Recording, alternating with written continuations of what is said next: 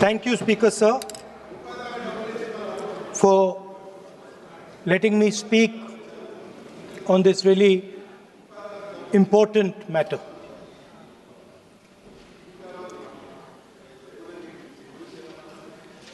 Speaker, sir, have you ever wondered why Mahatma Gandhi laid such emphasis on khadi? Why was it that he framed the entire Indian freedom struggle around the concept of khadi? And why is it that he only wore khadi? Because khadi is not just a cloth. Khadi is the expression of the people of India. It is the imagination, it is the sentiment, it is the productive force of the people of Aaj pehnaun khadi. It is the expression of the people of India. Speaker, sir, whichever state you go to, you will find different fabrics. There's the Himachali cap, Assamese gamcha, Banarsi sari, Kanchipuram sari, Naga jacket, and you will find that all these fabrics represent the people. When the people of Assam give you the gamcha, they're not just giving you a piece of cloth. They're giving you an expression. They're giving you a piece of their history, their tradition, their future, their imagination.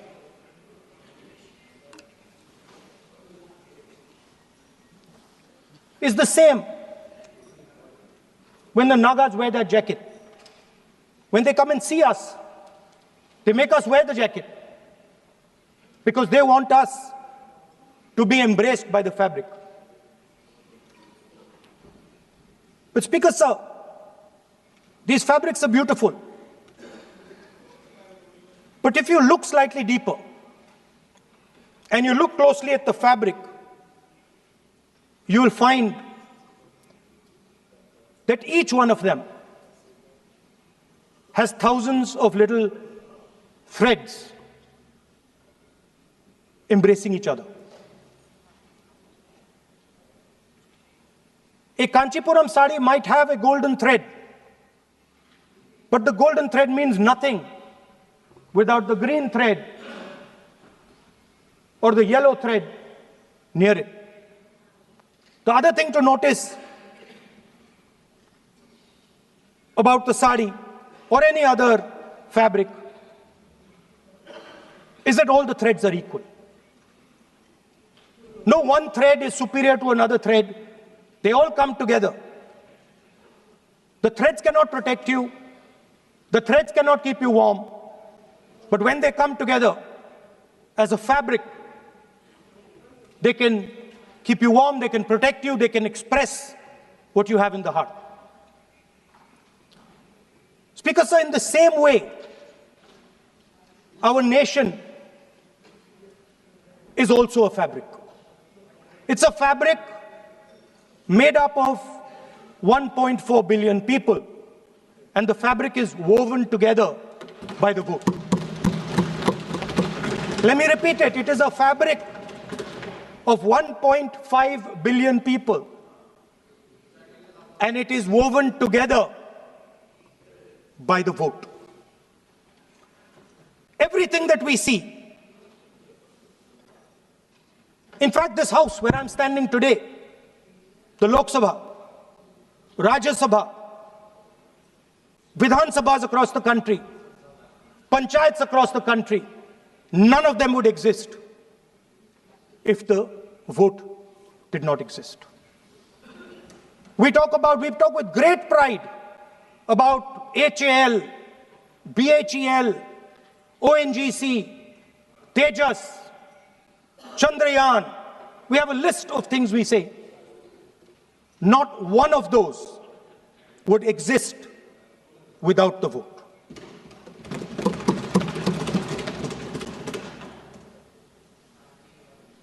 Speaker, sir, it is the idea that every thread, every person in the Union of India is equal that disturbs my friends in the RSS. They're happy to see the fabric, but they cannot stand the idea that every single person in the fabric of our country, regardless of what religion they come from, regardless of what community they come from, regardless of what language they speak, should be equal. Because they fundamentally do not believe in equality. They believe in a hierarchy, and they believe that they should be on top of that hierarchy. Speaker, sir, on the 30th of January, 1948, 3 bullets pierced the chest of Mahatma Gandhi. Nathuram Godse assassinated the father of our nation. Today, our friends do not embrace him. Today, our friends have pushed him away. He's an uncomfortable truth. But that's not where the project ended. You see, as I said, everything has emerged from the vote. All the institutions have emerged from the vote. So it's obvious that the RSS has to capture all the institutions that have emerged from the vote. So the project, after Gandhiji's assassination, the next step of the project was the wholesale capture of India's institutional framework. So these are uncomfortable truths, but they have to be spoken. My friends don't like the connections I'm making. They're disturbed by them. It's obvious. Speaker, sir, so after the father of the nation was assassinated, his vision of an equal India, of an India where institutions belong to the people, had to be destroyed. And so the process started, and the RSS attempted to capture one institution after the other. And I will give some examples so that it is crystal clear that this is the case. Everybody knows how vice chancellors are placed on top of Indian universities today. Every single person knows this. You go to any university, you speak to any youngster in India, he will tell you that it does not matter whether the professor has qualifications, it does not matter whether the professor has a scientific temperament. The only thing that matters is the professor belongs. Speaker, sir, I want to make it very clear. Please. Speaker, sir, I want to make it very clear. The discussion is about votes. The discussion is about the stealing of votes. The discussion is about the SIR. And I am framing my discussion about votes. Yes. And what is happening here is patently unfair. I am not being allowed to speak. I am being disturbed, and I put my protest here. I have done absolutely nothing wrong. I am talking about the subject. In order to capture the vote, you have to capture institutions. I am saying that institutions of India are captured, and I will come to the point, which is Election Commission is captured. So the project of the RSS was to capture the institutional framework of the country, and I said how the education system has been captured. Vice Chancellor after Vice Chancellor after Vice Chancellor is placed not on merit, not on capability, not on scientific temper, but on the fact that he belongs to a particular organization. Second capture, which helps in destroying democracy, the capture of the intelligence agencies. We have the Home Minister sitting here, the capture of the CBI, of the ED, of the Income Tax Department. And the systematic placement of bureaucrats who favor their ideology and attack the opposition and anybody who chooses to oppose the RSS. That is the second institutional capture. And the third there are many more. I can go on. And the third institutional capture. Yes. What is this?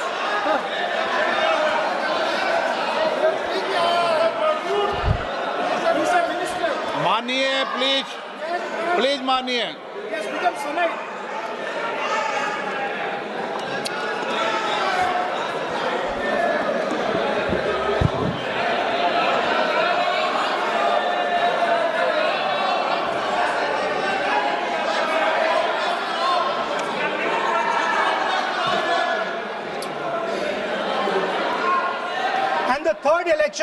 The third capture of the institution that directly controls the election system of our country, the Election Commission. Now, I'm not saying this without proof. I have put forth adequate proof about how the Election Commission is colluding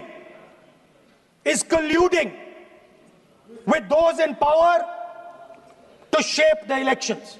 But I want to ask three questions first, which will make it very clear that the BJP is directing and using the Election Commission to damage India's democracy. The first question, why is it that the CJI was removed from the selection panel of the Election Commissioner? What motivation could there be to remove the CJI? Do we not believe in the CJI? Of course we believe in the CJI. Why is he not in that room? I sit in that room. It is so-called a democratic decision. On one side, Prime Minister Narendra Modi and Mr. Amit Shah. On the other side, the leader of the opposition. I have no voice in that room. What they decide is what happens. So the first question, why is the Prime Minister and Amit Shah so keen on choosing exactly who the Election Commissioner is going to be? Second question, and even more devastating question, no Prime Minister has done this in the history of India. In December 2023, this government changed the law. They changed the law to make sure that no election commissioner could be punished for any action they take while they are election commissioner. Yes. Immunity. Why would the Prime Minister and Home Minister give this gift of immunity to the election commissioner? Why would they need to give this tremendous gift that no Prime Minister has given ever before to the election commissioner? Yes. Mr. Shah is looking into the ceiling. Maybe he will answer this question when he speaks. And finally, why was the law with regards to CCTVs and the data that they contain changed? Why was a law put in place that allows the Election Commission to destroy CCTV footage 45 days after the election? What is the need? The answer given is it is a question of data. It is not a question of data. It is a question of stealing the election. what is the result of this institutional capture? What is the result of controlling the Chief Election Commissioner and the Election Commission? First of all, we have a set of election campaigns that are tailored for the Prime Minister. 3-month, 4-month, 5-month long campaigns are taking place so that the Prime Minister's schedule can be fitted in to the program. Second, we have a Brazilian woman who appears 22 times on the voter list of Haryana.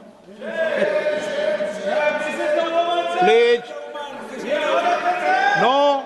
22 times this lady appears. एक minute please एक minute. आप नेता प्रतिपक्ष है, मैं इस तरीके से सदन की कार्रवाई नहीं चलने दूंगा। ये सदन है, सदन की गरिमा को बनाए रखें। आप सदन की गरिमा से बोलेंगे तो ठीक नहीं, जैसे सदन नहीं चलेगा। नो, गलत तरीका है आपका, नहीं होगा। आप ले रहिए, आप ले रहिए। नहीं, माननीय प्रतिपक्ष के नेता, आप पहले अपने सदस्यों को समझाइए। नहीं चलेगा, नहीं, ठीक नहीं है। No,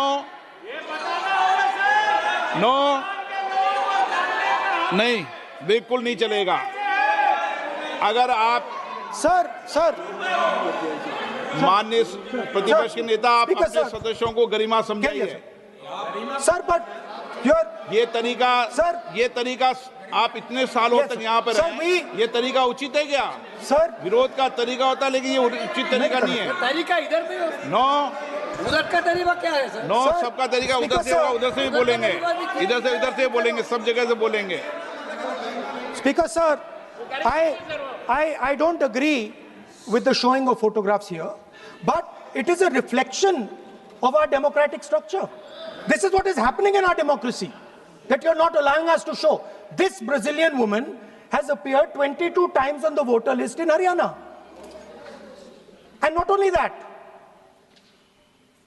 there is one woman whose name has appeared 200 times, more than 200 times in one booth in Haryana. And it is very clear, and I have proven without doubt, that the election of Haryana was stolen and the theft was ensured by the Election Commission of India. I've said it again and again and again. Now, nowhere has the Election Commission answered my questions. The Election Commission has not told me why this lady's picture has appeared on the polling list. They have not told me why lakhs and lakhs of duplicate voters are existing. They have not told me why a BJP leader is coming from Uttar Pradesh to vote in Haryana. These are straightforward questions.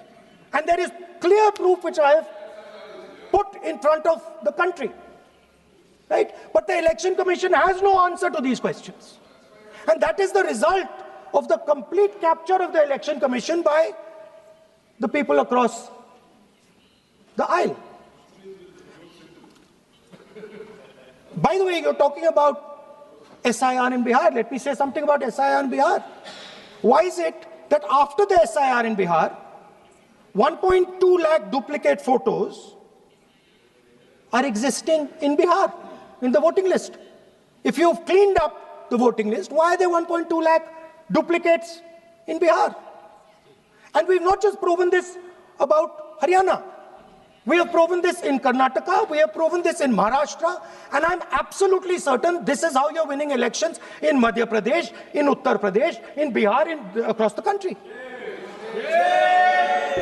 Now,